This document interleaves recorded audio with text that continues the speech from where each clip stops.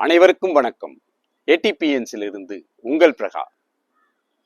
உங்க எல்லாருக்கும் 77வது குடியரசு தின நல்வாழ்த்துக்கள். Happy republic day wishes to everyone. வாங்க இந்த காணொலியில நம்ம குடியரசை பத்தி சில அரிய சுவாரஸ்யமான தகவல்களை பற்றி பார்க்கலாம். தகவல் 1. நம்ம நாடு 1947 ஆகஸ்ட் 15 சுதந்திரம் அடைஞ்சிச்சுன்னு உங்க எல்லாருக்குமே தெரியும். ஆனா சுதந்திரம் அடைந்த அன்னியிலிருந்து நம்ம நாடு முழுமையான ஒரு குடியரசாக மாறல. என்னடா இது அப்படின்னு தானே பாக்குறீங்க? ஆமா, வாங்க கொஞ்சம் விவரமா பார்ப்போம். ஆகஸ்ட் 15 1947 இருந்து ஜனவரி 26 1950 வரை இந்த இடைப்பட்ட காலத்துல இந்தியா ஒரு டாமினியன் ஸ்டேட்டா தான் இருந்துச்சு. அதாவது பிரிட்டிஷ் அரசின் கீழே ஒரு சுயாட்சி பெற்ற நாடாக தான் அதை கருதினாங்க. It's a dominion state under British Commonwealth.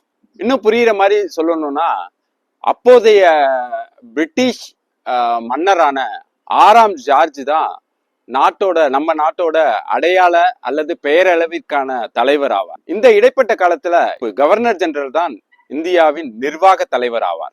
உங்களுக்கு தெரியும், லார்ட் லூயிஸ் மவுண்ட்பேட்டன் தான் சுதந்திர இந்தியாவின் முதல் கவர்னர் ஜெனரலா இருந்தார். அவர் தான் இந்தியாவின் கடைசி பிரிட்டிஷ் வைஸ்ராயகாவும் இருந்தார். ஆகஸ்ட் 15 ஜூன் 21 1948 வரைக்கும் அவர் இருந்தார், வைஸ்ராயகா இருந்தார். அதன் பிறகு ஜூன் 1948 ஜனவரி 26 1950 வரை இந்தியாவின் முதல் மற்றும் ஒரே கவர்னர் ஜெனரலாக ராஜாஜி என்று அழைக்கப்பட்ட சி ராஜகோபாலாச்சாரி இருந்தார். சுதந்திர இந்தியாவின் முதல் மற்றும் ஒரே கவர்னர் ஜெனரல் அவர் ஆவார். தகவல் 2. 1950 ஜனவரி 26 தான் நம்ம இந்திய அரசியலமைப்பு, அதாவது இந்தியன் கான்ஸ்டிடியூஷன் அதிகாரப்பூர்வமாக நடைமுறைக்கு வந்தது. அந்த நாளிலிருந்து தான் நம்ம நாடு ஒரு முழுமையான குடியரசாக ஆனது. அது வரைக்கும் 1935 இந்திய அரசு சட்டம், அதாவது இந்திய கவர்மெண்ட் ஆஃப் இந்தியா ஆக்ட் அப்படிங்கிற அந்த ஒரு ஆக்டை தான் சிறிய மாறுதல்களுடன் தற்காலிகமாக பயன்படுத்திட்டு வந்துட்டு இருந்தோம். மேலும் இந்தியாவுக்கென்று தனியாக ஜனாதிபதி பதவி ஏற்படுத்தப்பட்டது. உங்க எல்லாருக்குமே தெரியும், டாக்டர் ராஜேந்திர பிரசாத் தான் இந்தியாவின் முதல் குடியரசுத் தலைவர், அதாவது பிரசிடென்ட் ஆஃப் இந்தியாவாக இருந்தார். அவரோட 1950 1962 2 முழு பதவி காலம் வகித்தார். அவர் பதவி ஏற்றுக்கொண்டது வைஸ்ராய் ஹாலில் உள்ள தர்பார் ஹாலில் தான். அது என்ன வைஸ்ராய் ஹால் அப்படின்னு தானே கேக்குறீங்க? வாங்க பார்க்கலாம். இப்ப இருக்கிற ராஷ்டிரபதி பவன் தான் அப்போ வைஸ்ராய் ஹால் அப்படின்னு அழைக்கப்பட்டது. அதாவது 1950 அது ராஷ்டிரபதி பவனாக ஆக்கப்பட்டது. அதே மாதிரி அந்த தர்பார் ஹால் அப்படிங்கிறது இப்போ கணதந்திர மண்டப், அதாவது ரிபப்ளிக் ஹால் அப்படின்னு ரீநேம் பண்ணியிருக்கோம். 1947 நாம் சுதந்திரம் பெற்றாலும் முழு மக்கள் அதிகாரம் பெற்ற குடியரசாக மாறியது ஜனவரி 26 1950 தான். தகவல் 3. நம்ம நாட்டோட தேசிய கீதம் நம்ம நாடு முழு குடியரசு ஆவதற்கு முன்னரே ஏற்றுக்கொள்ளப்பட்டதுன்னு நம்மள எத்தனை பேருக்கு தெரியும்? ஆமா, ஜனவரி 24 1950 நம்ம இந்திய அரசியலமைப்பு சபை கான்ஸ்டிடியூஷன் அசம்பிளி அதிகாரப்பூர்வமாக ஜனகணமனையை நமது தேசிய கீதமாக ஏற்றுக்கொண்டது. இன்ட்ரெஸ்டிங்ல, அதன் பிறகு 2 நாள் கழித்து தான், அதாவது 1950 ஜனவரி 26 தான் இந்தியா ஒரு முழு குடியரசாகவே ஆனது. ஆம், குடியரசு பிறக்கும் முன்பே அதன் ஆன்மா பிறந்தது. தகவல் 4. இப்ப உங்க எல்லாருக்குமே ஒரு கேள்வி வரும், அது ஏன் ஜனவரி 26 தேர்ந்தெடுத்தாங்க அப்படின்னு. அதற்கும் ஒரு சுவாரஸ்யமான காரணம் உண்டு, வாங்க பார்க்கலாம். நமது சுதந்திர போராட்டத்தின் போது இந்தியன் நேஷனல் காங்கிரஸ் வருடம் கூடும், நிறைய ரெசல்யூஷன், அதாவது உறுதிமொழி எடுப்பாங்கன்னு உங்களுக்கு தெரிஞ்சிருக்கும். அது மாதிரி 1929 லாகூர் செஷன்ல ஒரு ரெசல்யூஷன் பாஸ் செய்யப்பட்டது. அதுதான் பூர்ண சுவராஜ் அப்படின்னு சொல்லக்கூடிய முழுமையான சுயாட்சி, முழுமையான செல்ஃப் ரூல், அத கம்ப்ளீட் செல்ஃப் ரூல் அப்படின்னு சொல்லுவாங்க, பூர்ண சுவராஜ். அது 1929 அந்த ரெசல்யூஷன் பாஸ் பண்ணப்பட்டது. இருந்தாலும் 1930 ஜனவரி 26 தான் அந்த பூர்ண சுவராஜ் இந்திய மக்களுக்கு ஒரு பொது அறிவிப்பாக இந்திய தேசிய காங்கிரஸால் அறிவிக்கப்பட்டது.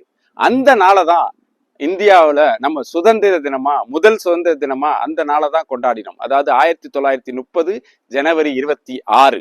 கவனியுங்கள், முதல் சுதந்திர தினம். கிரேட்ல 1930 1947 வரை நாம் ஜனவரி 26 சுதந்திர தினமாகத்தான் கொண்டாடினோம். இந்தியா விடுதலை பெற்ற பிறகுதான் ஆகஸ்ட் 15 நமக்கு சுதந்திர தினமா ஆச்சு. இது உண்மையிலே ஒரு இன்ட்ரெஸ்டிங்கான ஒரு தகவலா இருந்திருக்கும். 1930 இந்திய சுதந்திர கனவின் அறிவிப்பு. 1950 முழுமையான அதிகாரம் கொண்ட குடியரசாக ஆனது. தகவல் 5. நம்ம சுதந்திர இந்தியாவில் நவம்பர் 26க்கு இன்னொரு முக்கியத்துவம் உண்டு. ஏன்னா நவம்பர் 26 தான் நாம் சட்ட நாள் அல்லது அரசியலமைப்பு நாள் அப்படின்னு கொண்டாடுறோம். நமது அரசியல் சாசனம் எழுதி முடிக்கப்பட்டது நவம்பர் 26 1949. ஆனால் அது அதிகாரத்துக்கு நடைமுறைக்கு வந்தது ஜனவரி 26 1950. ஆம், எழுதி முடிக்கப்பட்டது ஒரு நாள், அந்த எழுத்து உயிர் பெற்றது மற்றொரு நாள். தகவல் 6. இந்திய அரசியல் சாசனம் தான் உலகிலேயே மிக நீளமான எழுதப்பட்ட அரசியல் சாசனமாகும். இதை பத்தி ஆல்ரெடி நம்ம சேனல்ல ஒரு வீடியோ இருக்கு, மேலும் விவரத்துக்கு அதை கொஞ்சம் ரெஃபர் பண்ணிக்கிங்க. இன்னொரு பெருமையும் இருக்கும் நண்பர்களே, நமது அரசியல் சாசனம் தான் அதிக முறை திருத்தப்பட்ட, உலகிலேயே அதிக முறை திருத்தப்பட்ட அரசியல் சாசனங்களில் ஒன்று. The highest amendments in the world in any constitution is Indian Constitution. ஆமா, இது வரைக்கும் 106 தடவைகள் திருத்தப்பட்டிருக்கிறது. இது 2025 கடைசி வரைக்கும் இருக்கும். அந்த 106வது சட்ட திருத்தம், அதாவது 106th அமெண்ட்மெண்ட் ஒரு முக்கியமான ஒரு சட்ட திருத்தம்.